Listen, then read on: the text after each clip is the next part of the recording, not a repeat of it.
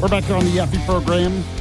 I am Alabama's voice of reason, Huntsville's conservative conscience. Don't forget Brad Presnell, political consultant, will join me at the bottom of the hour. We have a lot more to get to on the show, including right now we have the headlines with the Alabama Bullet Points. Alabama Bullet Points. Today's headlines from around the Yellowhammer State. Sponsored by Larry's Pistol and Pawn. Number 4 today, Congressman Barry Moore agrees with Trump's good idea on suspending the federal gas tax, which I know Dale Jackson doesn't like, but this was my idea originally. Don't forget that. Trump must listen to the show. Anyway, U.S. Representative Barry Moore, a candidate for the U.S. Senate, expressed support for President Donald Trump's proposal to temporarily suspend the federal gas tax amid rising fuel prices caused by the ongoing war with Iran.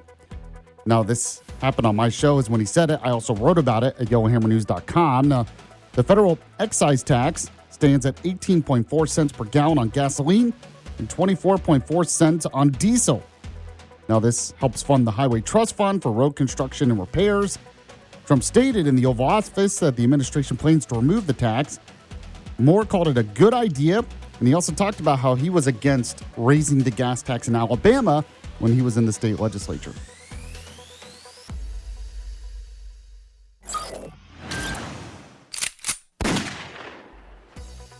Number 3 today, Katherine Robertson, candidate for Attorney General, also chief counsel to the current Attorney General. Well, she announces that she got an endorsement from the Club for Growth PAC. That's right. The conservative group, which backs candidates committed to limited government and economic freedom, praised Robertson for her career fighting federal overreach, upholding conservative values, and delivering results for Alabamians as the longest-serving chief counsel in the state's history, according to them. Now, in response, Robertson highlighted her alignment with the group's principles of limiting government, reducing overregulation, and curbing frivolous lawsuits to support economic growth, while also noting her strong support for President Trump's America First agenda.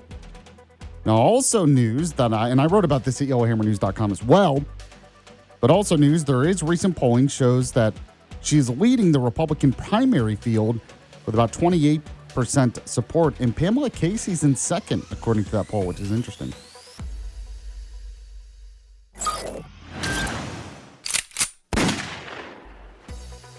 Number 2 today, and this story is crazy and scary, honestly. But an improvised explosive device was found in the water at a critical reservoir. They're calling it an unprecedented threat. So an IED, described as a grenade-type device, was discovered underwater at the Converse Reservoir Dam on Big Creek Lake in Mobile, Alabama. Now, divers found it during routine survey and maintenance work.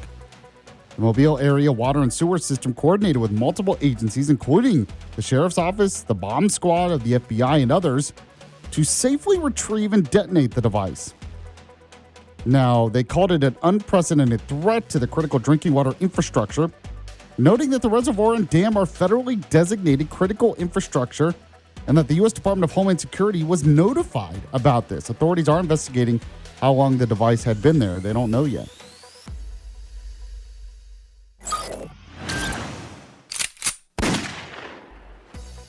And number 1 today, U.S. Senator Tommy Tuberville, who's going to be Alabama's next governor, I'm sure, said he is 100% behind the idea that when he is governor, Alabama will pursue a 7-0 GOP-leaning map, after redistricting. So U.S. Senator Tommy Tuberville stated that if elected governor, he would pursue a 7-0 Republican congressional redistricting favored map for Alabama 100%. Now, he did this in an interview with Jeff Poore. Tuberville revealed he had pushed for the full 7-0 map during the recent special legislative session, but ultimately supported the 6-1 Livingston plan due to time constraints and the need for public hearings that hadn't been held. And we explained that forcing the 7-0 map risked derailing the already vetted 6-1 plan. Now, as you know, the U.S. Supreme Court recently upheld the Livingston plan, leading Governor Kay Ivey to schedule an August 11th special primary, no runoff, in the affected districts.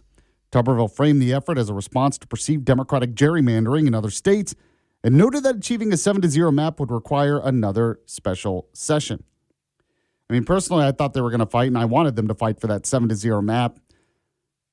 But I understand this is still better. The 6-1 map is still better than the court-ordered map by the 3-judge panel that created another Democrat district to get another Democrat into office, which was the goal of the activists, which we've talked a lot about. So we'll discuss that even more next with Brad Presnall. He wants to talk about Tuberville, wants to talk about Andrew Sorrell, some other stuff as well. Right now, I want to talk to you about Larry's Pistol and Pawn, of course. They always sponsor the Alabama Bullet Points. And if you need some new bullets, they have it at Larry's Pistol and Pawn. Sometimes you go to places because you need ammunition. You want to go to the firing range, but you need ammunition. And then you go to one of these stores and they don't have it. And they don't stock up. Well, Larry's Pistol and Pawn, they pride themselves. They really focus on stocking up on stuff like that. So if you need it, they have it.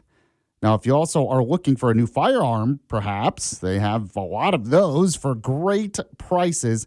And if you want to pawn or sell anything of value yourself, go to Larry's Pistol and Pawn. One located in Madison off Greenbrier Exit 3, next to the big Rusty Water Tower. Another in Huntsville off North Memorial Parkway.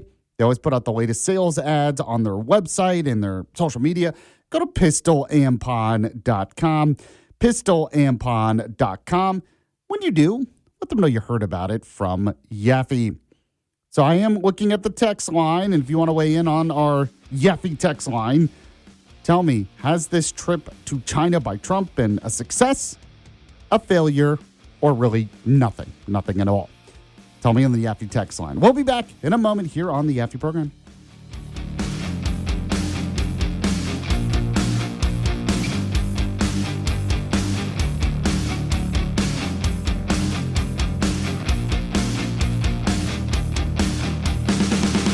It's the Yaffee program on WVNN. The United States Soccer Federation presents the U.S. Soccer Podcast. My name is David Goss, and I'm joined by my co-host Megan Klinenberg. And now we're giving people an inside look at the World Cup. Time's ticking. I think you can feel the intensity. All the guys are wanting to really stake their claim, and they want to be on that World Cup roster. There's no doubt about it. Hosting the World Cup on home soil comes with its pressures, but we're just really excited, just as the people are. The U.S. Soccer Podcast, presented by Henco. Follow and listen on your favorite platform. Jim Rome takes on sports. Why? Because I have a job to do. With rapid-fire takes. So I don't want to hear from you lava pigs on this notion today. No idea what you're talking about. You're complaining more than you like to breathe air. It's like you get up in the morning only to complain and cry and moan on social media about things that you don't even understand. He's the Spitfire of sports smack. Take advantage of it. Get up in here. The Jim Rome Show podcast. What's your beef? Follow and listen on your favorite platform. You've been warned.